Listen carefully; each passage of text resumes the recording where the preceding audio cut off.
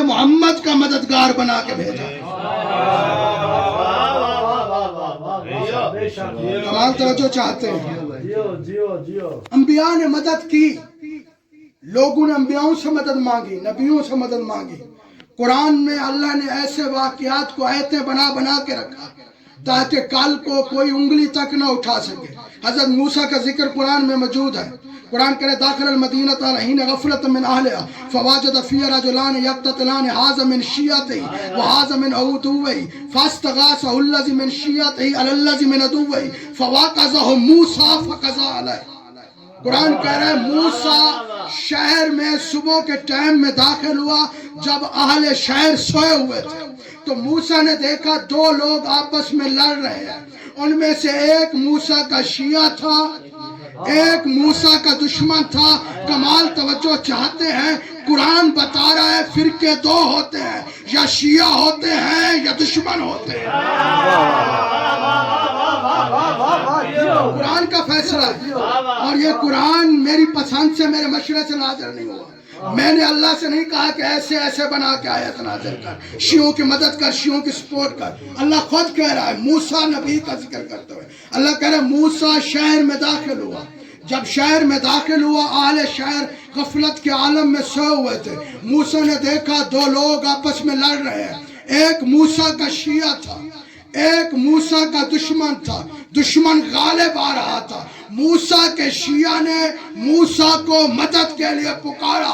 قانون اللہ نے دوسرا بھی بتا دیا. فرقے دو ہوتے ہیں، ایک شیعہ ہوتا ہے، ایک دشمن ہوتا ہے. اور دوسرا قانون یہ بتایا شیعہ پہ جب بھی مشکل آئے جس کا شیعہ ہو اس سے مدد مانگے. کمال توجہ چاہتے ہیں. فاستغاثہ مل کے حیدری فاستغاثہ الذی من شیعتہ علی الذی من عدوہ. جو موسیٰ کا شیعہ تھا اس نے موسیٰ کو مدد کے لیے بلایا.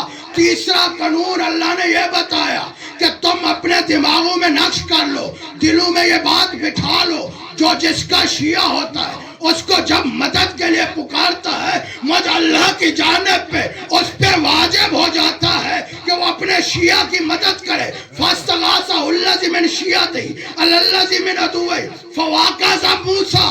جیسے ہی موسیٰ کے شیعہ نے مدد کے لیے بلایا موسیٰ نے فوراً آ کے دشمن کو مکہ مار کے وہیں مار دیا.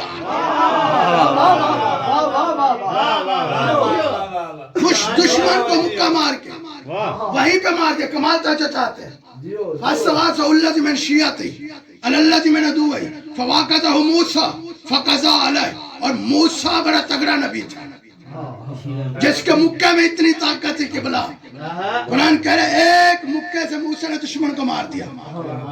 اللہ قانون بتا رہا ہے. اور اللہ نے کائنات میں سب سے جو پیارا نبی بھیجا وہ احمد، محمد، محمود، مصطفیٰ، جس کو اللہ نے نبیوں میں سے چن لیا، جس کے سر پہ سرداری کا تاج رکھ دیا، جس کے لیے کائنات کو خلق کر دیا، جس کو قرآن جیسی کتاب عطا کی، جس کو قانون شریعت دے دیا. کمال توجہ چاہتے ہیں. اس نبی محمد مصطفیٰ کو جب اللہ علی جیسا وسیع دینا چاہتا تھا تو کہا پہلے تو مانگ. کمال توجہ چاہتے ہیں. پہلے تو مانگ پھر میں تجھے عطا کروں گا. اب محمد وہ ہے جو کبھی اللہ سے اپنے لیے کچھ مانگ ہی نہیں رہا. کمال توجہ چاہتے ہیں. محمد نے جب بھی مانگا امت کے لیے مانگا. محمد نے جب بھی مانگا اپنی امت کے لیے مانگا. اپنے لیے کچھ مانگ ہی نہیں رہا. لیکن وسیع اللہ دینا چاہتا ہے. کہتا ہے پہلے تو مانگ.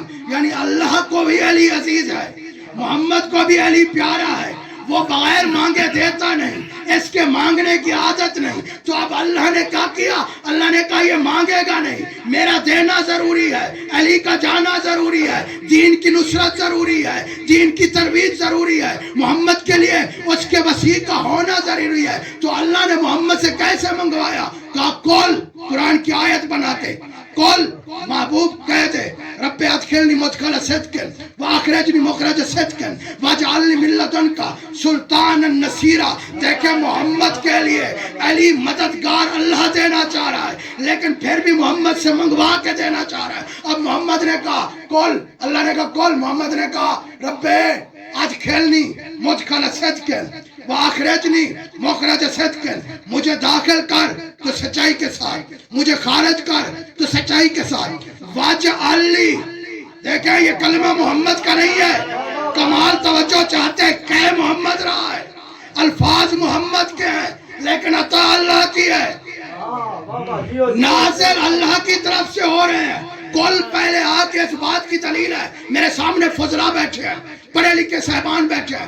کل محبوب کہہ دے تو پتہ چلا الفاظ محمد کے نہیں، اللہ کے ہیں جو محمد اپنی زبان سے ادا کر رہا ہے. کل کہہ دے رب ادخلنی مدخل صدق واخرجنی مخرج صدق واجعلنی من لدنک سلطانا نصیرا. تو محمد نہیں کہہ رہا، ارے میں کہاں پڑھ رہا ہوں، محمد نہیں کہہ رہا، اللہ کہہ رہا ہے واجعلنی من لدنک سلطانا نصیرا. محمد تو مجھے ایسے کہے کہ میرے لیے ایسا نصیر قرار دے جو سلطان ہو.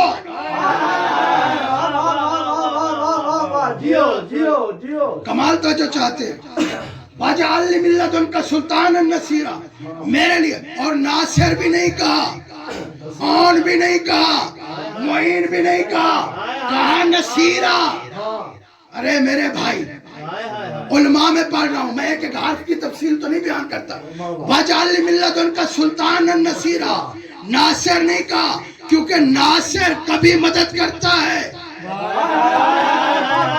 کبھی مدد نہیں کرتا. نصیر وہ ہوتا ہے جو ہمیشہ مددگار ہو.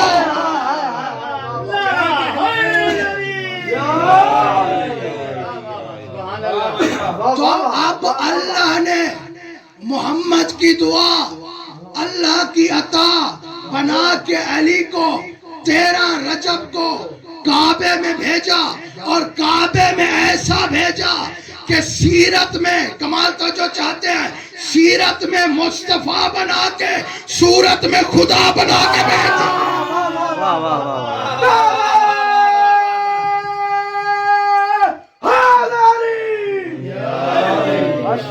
گھبرا کے نہیں سنیے،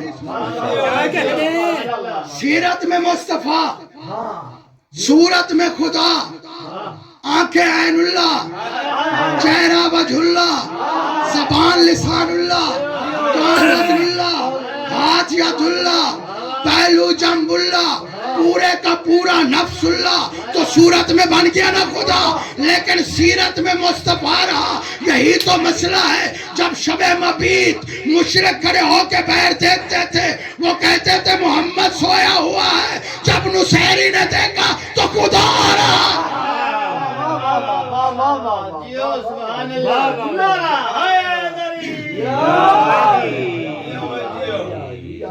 یا ایھا الذین آمنوا کونوا انصار اللہ، اے ایمان والو اللہ کے مددگار ہو جاؤ. اور مصطفیٰ کے لیے نصیر بنا کے اللہ نے علی کو بھیجا. اور ایسے کمال ہے کہ علی خود کہتے ہیں نصرت الانبیاء سرا ونصرت محمدا سرا وجہرا. میں نے آدم سے لے کر عیسیٰ تک ایک ایک نبی کی مدد کی چھپ چھپ کے.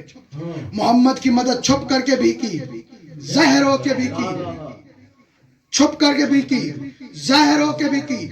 علی محمد کا مددگار. علی کیا ہے؟ محمد کا مددگار. ہر مقام پہ، ہر جگہ پہ علی نے محمد کی مدد کی. اب جو علی جس کا تم کلمہ پڑھتے ہو اس کا ناصر ہو سکتا ہے، ہمارا اور تمہارا کیوں نہیں ہو سکتا؟ دیکھیے چلتے ہیں جنگ خیبر میں. ختم کرنے لگا ہوں میں، زیادہ دیر آپ لوگوں کو تھکانا نہیں. ماشاءاللہ جنگ خیبر میں 39 دن، اجاز بھائی 39 دن گزر چکے ہیں، 39 دن گزر چکے ہیں اور جنگ جاری ہے. جبکہ اس سے پہلے قبلہ مقداد بھائی اللہ قرآن میں کہہ چکا تھا کہ اے ایمان والو، جب تمہاری اہل کتاب سے جنگ ہوگی تو اہل کتاب پشت کے آگے بھاگ جائیں گے اور تم فتح یاب ہو جاؤ گے. اب یہ وہ جنگ تھی جس جنگ میں لوگ آ کے رسول سے ہمیشہ جنگوں میں جانے سے پہلے کہتے تھے کہ ہمارا لکھ دیجئے، ہم مریض ہیں، ہمارا کوئی عذر لکھ دیجئے، ہماری طبیعت خراب ہے، ہمارے گھر میں مسائل ہے، میری بیوی نے بڑے جھگڑے ڈالے ہوئے ہیں۔ کمال توجہ چاہتے ہیں؟ جو لوگ آ کے عذر پیش کیا کرتے تھے اس جنگ میں، وہ کہتے تھے کہ ہم لڑنے کے لیے جائیں گے، کیونکہ قرآن کو پڑھ چکے تھے، وہ چاہتے تھے کہ علم بردار بن کے جائیں۔ کمال جملہ ہے آغا نسیم عباس رضوی صاحب کا، مولا ان کے درجات بلند فرمائے، وہ کہتے ہیں پرچم لے کے جاتے تھے، جب مرب سامنے سے آتا تھا تو اتنی تیزی سے دوڑتے تھے پرچم ہواؤں میں رہ جاتا تھا، ڈنڈا لے کے واپس آ جاتے کمال توجہ چاہتے پھریرے اڑ جاتے تھے ڈنڈے لے کے واپس۔ یہ وہ جنگ تھی جس میں وہ لوگ جو فراری ہوا کرتے تھے، جو پہاڑوں پہ پہاڑی بکریوں سے تیز چلا کرتے تھے، جو اپنے گھر سے آگے نکل جایا کرتے تھے، جو اپنی بیویوں سے مخاطب ہو کے کہتے تھے بی بی ہمارے گھر کا تمہیں پتہ ہے، وہ لوگ اس جنگ میں کہتے تھے کہ ہم لڑنے کے لیے جائیں گے۔ کمال توجہ چاہتے ہیں، لیکن فتح نہ ہوئی۔ 39 دن تک جنگ جاری رہی، اور یہ وہ پہلی جنگ تھی جہاں پہ سامان خوراک ختم ہو گئی، بات گھوڑوں پہ آ کے پہنچ گئی، گھوڑے کھانے لگے۔ نہیں، یہ ہنسنے کی بات نہیں ہے، یہ حقیقت ہے، یہ تاریخ ہے۔ کمال توجہ چاہتے ہیں، بات گھوڑے اور گدھے پہ پہنچ گئی اور وہ خوراک بن گئی، وہ کھانے لگے۔ 39 دن تک سوچنا کبھی اکیلے میں بیٹھ کے کہ اس محمد کے دل پہ کیا گزر رہی ہوگی جو پرچم اسلام لے کے آیا تھا، جو دین کی تبلیغ کے لیے آیا تھا، اور جو ان کو بتا رہا تھا کہ تم اگر مر گئے تو شہید ہوگے، تمہارا یہ مرتبہ ہوگا، یہ جنت میں رتبہ ہوگا، اور یہ بھاگ رہے تھے۔ اللہ وعدہ کر چکا تھا، اور بات یہاں تک پہنچی کہ ان لوگوں نے تانے دے دے کے وہاں یہودی عورتیں طبل بجا رہی تھی، کہہ رہی تھی کہ یہ ٹیک ہی نہیں پاتے، یہ مرد ہی نہیں ہے، یہ مرد ہی نہیں ہے۔ کمال توجہ چاہتے ہیں، یہ ٹیک ہی نہیں پا رہے۔ اور ادھر مسلمان آپس میں خسر پسر کرنے لگے کہ ما وعدنا اللہ ورسولہ الا وغرورا، کہ اللہ اور اس کے رسول نے ہمارے ساتھ دھوکے کا وعدہ کیا۔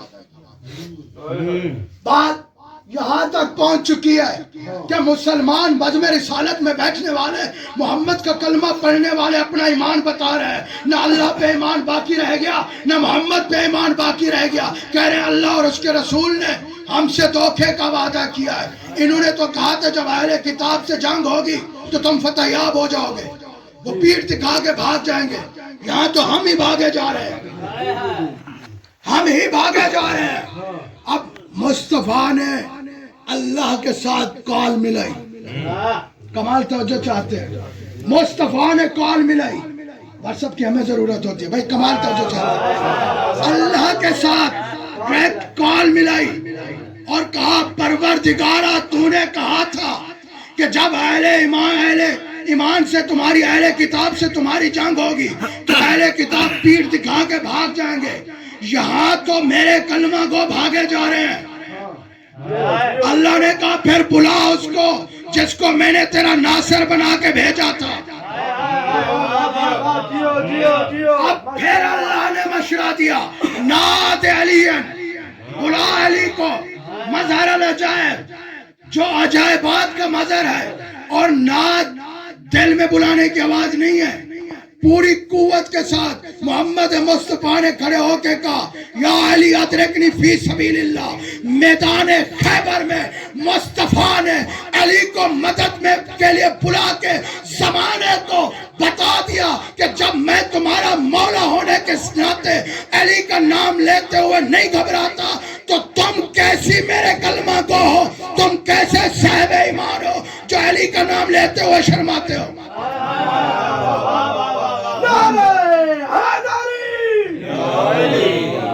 محمد مصطفیٰ نے علی کو بلایا اور علی نے نصرت کی، یا ایھا الذین آمنوا کونوا انصار اللہ، اے ایمان والو اللہ کے مددگار ہو جاؤ۔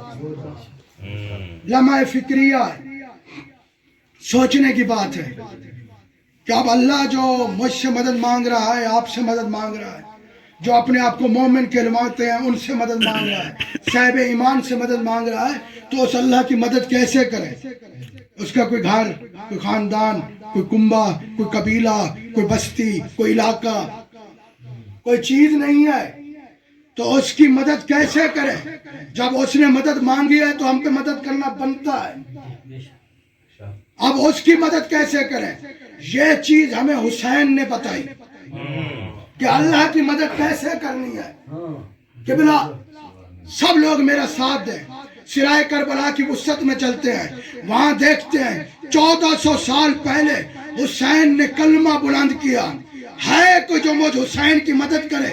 حل من ناصر ینصرنا کا استغاثہ حسین نے بلند کیا، 72 نے کھڑے ہو کے اپنے سر کٹا دیے کربلا میں۔ اب جب کوئی مومن، کوئی مولوی، کوئی مفتی، کوئی مرجع، کوئی ولی، کوئی وسیع، کوئی خلیفہ، کوئی نبی جب بھی حسین کی زیارت کے لیے جاتا ہے تو حسین کی زری پہ پہنچنے سے پہلے، درب ورودی سے پہلے کس کی قبریں آتی ہیں؟ گنجے شہداء، گنجے شہداء پہ کھڑے ہو کے ہر عالم، ہر مفتی، ہر مرجع، ہر وسیع، ہر نبی کھڑے ہو کے ان کا یہ زیارت نامہ ضرور پڑھتا ہے جس کے پہلے کلمے یہی ہے، السلام علیکم یا انصار اللہ، اے اللہ کے مددگاروں ہمارا سلام۔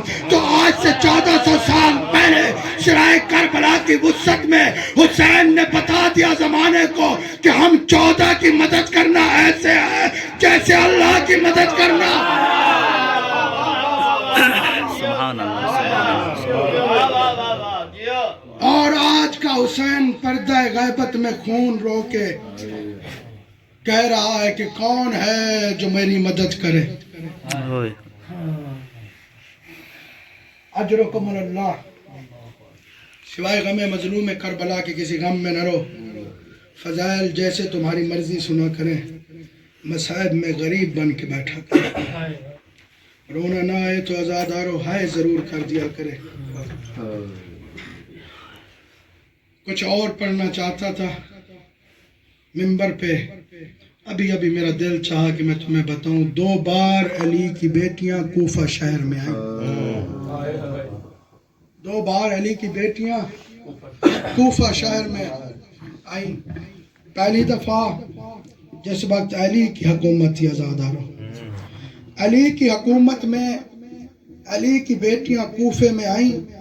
علی نے فرمایا حسن بیٹا، جی بابا، میں چاہتا ہوں میری بیٹیاں کوفہ میں آئیں اور میری حکومت کو دیکھیں۔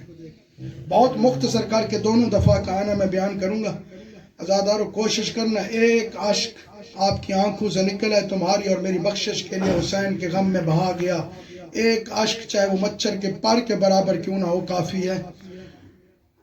عزادران امام مظلوم کربلا، حسن مدینہ میں آئے، مدینہ میں آ کے حسن امام نے محمل تیار کیے، محمل تیار کر کے آدھی رات کو حسن اپنے بھائیوں کو ساتھ لے کے، اپنی بہنوں کو لے کے مدینہ سے رخصت ہوئے۔ دن میں قیام کرتے، راتوں کو سفر کرتے۔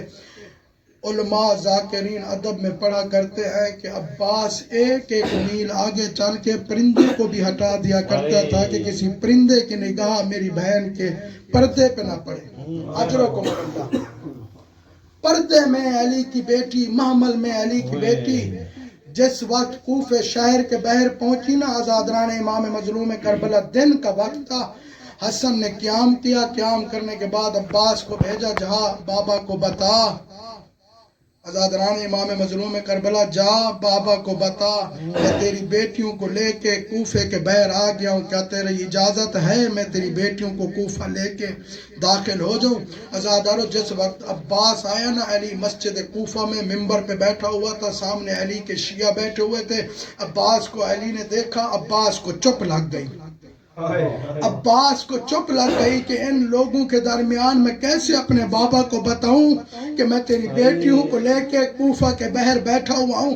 عزادارو علی امیر المومنین سنونی کا دعویٰ کرنے والا عباس کو جان گیا۔ علی نے ممبر چھوڑا، عباس کا ہاتھ پکڑا، ایک کونے میں لے کے گیا، سینے سے لگایا، ہاں بیٹا کہاں پہنچے ہو؟ بابا کوفہ کے بہر پہنچ گئے ہیں، تیرا کیا حکم ہے؟ علی دیکھ کے کہتے ہیں عباس وہ میری بیٹیاں ہیں۔ اجرکم اللہ، تیرا کوئی پتھر کا جگر تو نہیں نا؟ عباس وہ میری بیٹیاں ہیں، وہ غیرت اللہ کی بیٹیاں ہیں، وہ پردہ دار ہیں، عباس ان کو بٹھا دو، رات ہو لینے دو، رات کی تاریکی میں علی آ کے خود لے کے جاؤں گا۔ عزادارو رات ہوئی، نماز مغرب و عشاء علی نے پڑھائی، پڑھانے کے بعد کوفہ میں اعلان کیا علی نے، او کوفہ والو، کوئی مرد اپنے گھر سے باہر نہ نکلے، آج میری بیٹیاں کوفہ میں آ رہی ہیں۔ سمجھ گئے تو مسلح پہ بیٹھ کے رو گے۔ عزادارو اب علی کوفہ سے باہر آئے، باہر آ کے علی نے محملوں پہ اپنی بیٹیوں کو سوار کرایا، سوار کرانے کے بعد محمل کی لجام علی نے پکڑی، حسن و حسین دائیں جانب، عباس و انفیہ بائیں جانب، عزادران امام مظلوم کربلا علی کے 18 بیٹے پہرا ساتھ میں دے رہے ہیں، علی نے لجام پکڑی ہوئی ہے۔ علی چلتا چلتا کوفے میں داخل ہوا، جب وقت کوفے کے صدر دروازے پہ علی پہنچا نا، علی نے معاملوں کو روک دیا، پیچھے مڑا، دیکھ کے کہا عالیہ بیٹی، جی بابا، بیٹا معامل کا پردہ ہٹا دے، بیٹا معامل کا پردہ ہٹا دے۔ بی بی کی آنکھوں سے اشک جاری ہوئے، منہ سے کچھ نہیں بولی، باپ کا حکم سمجھ کے کانپتے ہاتھوں سے بی بی نے معامل کا پردہ ہٹایا۔ علی نے یوں انگلی کا اشارہ کر کے فرمایا، بیٹا یہ کوفے کا صدر دروازہ ہے، اجرکم اللہ، اجرکم اللہ۔ پرسہ دینے کے لیے اکٹھے ہوئے ہیں تو آنسو ضرور آئیں گے۔ اللہ اکبر۔ علی لے کے چلا معامل، تھوڑی دیر آگے گئے، فرمایا عالیہ بیٹا، جی بابا، فرمایا پھر معامل کا پردہ ہٹا۔ اب بی بی رو بھی رہی تھی، آنسو بھی بہ رہے تھے، ہچکیاں بھی لگی ہوئی تھی۔ علی کی بیٹی نے پردہ ہٹایا، ہاتھ کانپتے ہوئے ہاتھوں سے پردہ ہٹایا، جیسے ہی علی نے یوں اشارہ کر کے فرمایا، بیٹا یہ کوفے کا صدر بازار ہے، اجرکم اللہ۔ بیٹی نے دیکھا، بابا کا حکم سمجھ کے پردہ ڈالا، علی لے کے پھر آگے چلے، ایک مقام پہ پہنچے، علی نے دیکھ کے کہا عالیہ بیٹی پردہ ہٹا، پردہ ہٹایا بیٹی نے۔ علی نے دیکھ کے کہا یہ کوفے کا صدر دربار ہے، تمہارے جگر بھی پھٹ جائیں تو پھر تعجب نہ کرنا۔ علی کلام کر رہا ہے اپنی پردہ دار بیٹی سے، دیکھ کے کیا بتا رہا ہے، یہ کوفے کا دربار ہے، یہ کوفے کا دربار ہے۔ علی بیٹی نے اپنے منہ پہ ماتم کرنا شروع کیا، بابا کیا تو نے مجھے مدینہ سے یہی دکھانے کے لیے بلایا تھا؟ کبھی صدر بازار دکھا رہے ہو، کبھی مجھے کوفے کا دروازہ دکھا رہے ہو، کبھی مجھے دربار دکھا رہے ہو۔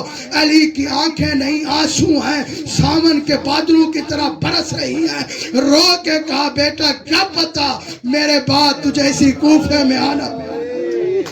اجرکم اللہ، اجرکم اللہ، اجرکم اللہ، اجرکم اللہ۔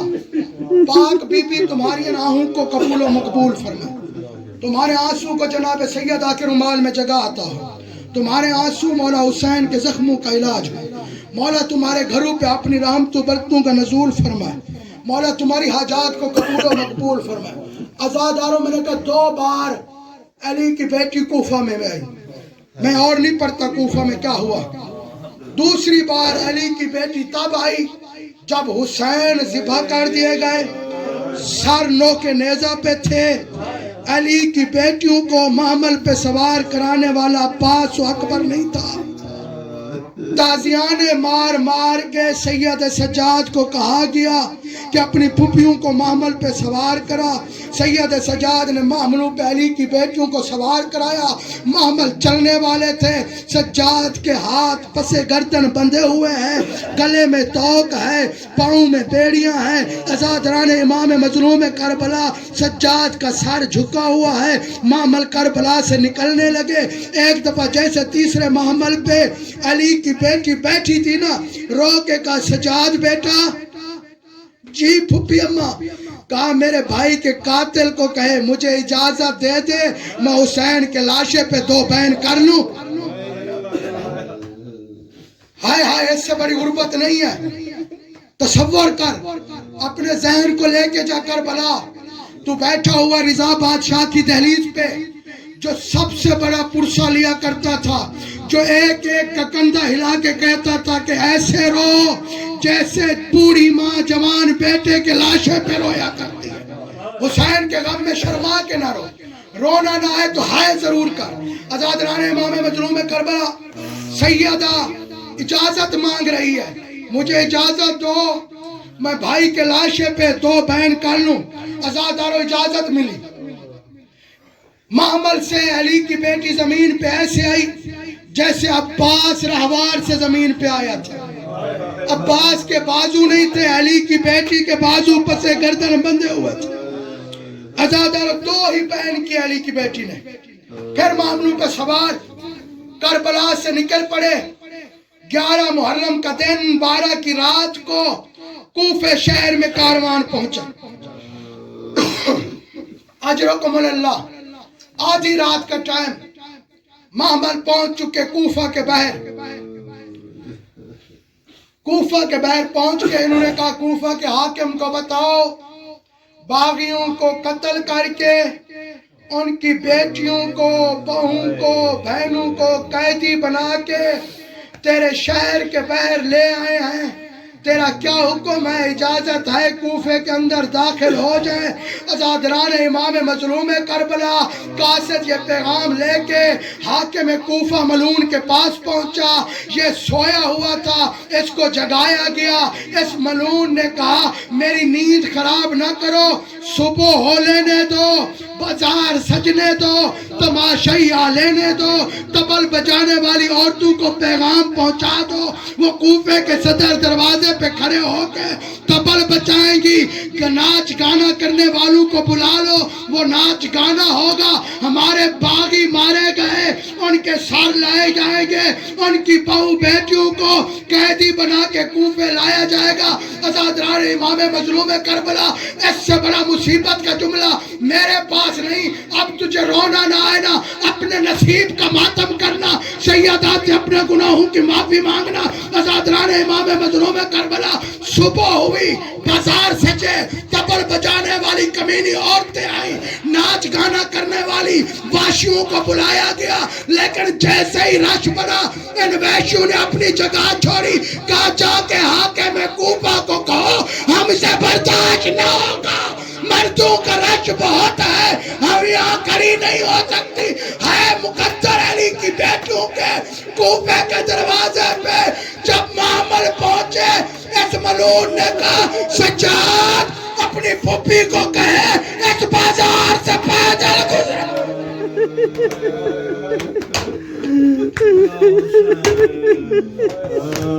اجرکم اللہ، اجرکم اللہ. سوائے غم مظلوم کربلا کے کسی کام نہیں. میں بڑے ہی ادب سے پڑھ رہا ہوں. جو سید بیٹھے ہو میرے جڑے ہوئے ہاتھ دیکھنا، میں بڑے ادب میں پڑھ رہا ہوں. علی کی بیٹیوں کے میں محمل پڑھ رہا ہوں.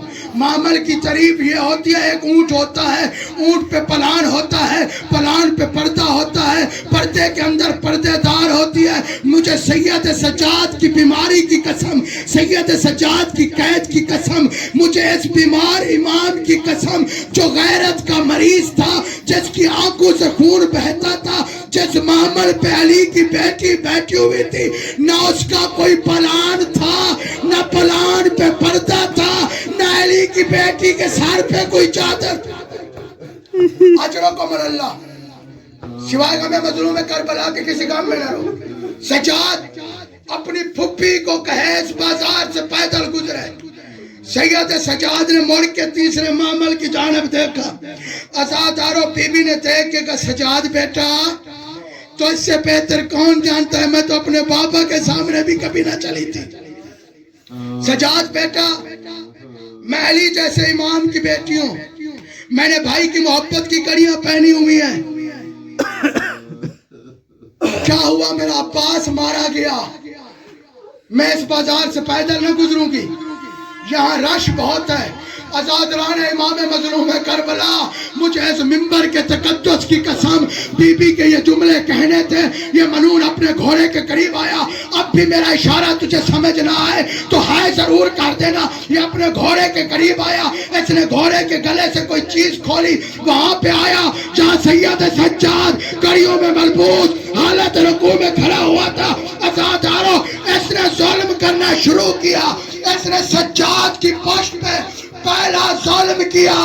عالیہ دیکھتی رہی. اس نے دوسرا ظلم کیا. عالیہ کی گود میں بیٹھی حسین کی 4 سالہ بطول تڑپ گئی. جب اس نے تیسرا ظلم کیا سجاد کی پشت سے تازہ لہو جاری ہوا. علی کی بیٹی کی گود میں بیٹھی حسین کی 4 سالہ بطول نے اپنے آپ کو زمین پہ گرا دیا.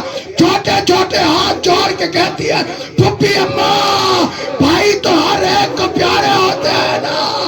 تیرے بھائی پہ سر پہ چلی کربلا میں تو نے سر پہ قرآن رکھ کے کہا نہ مار.